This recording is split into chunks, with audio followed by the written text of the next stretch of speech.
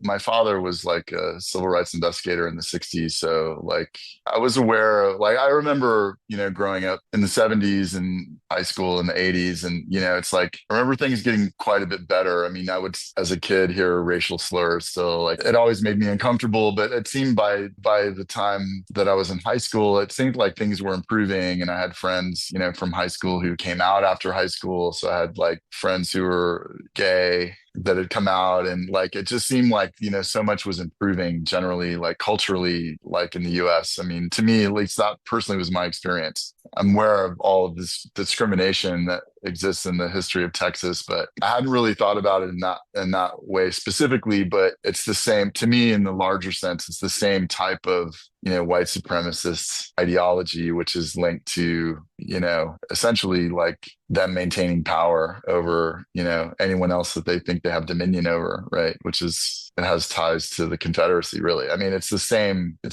principle. I like Heather Cox Richardson.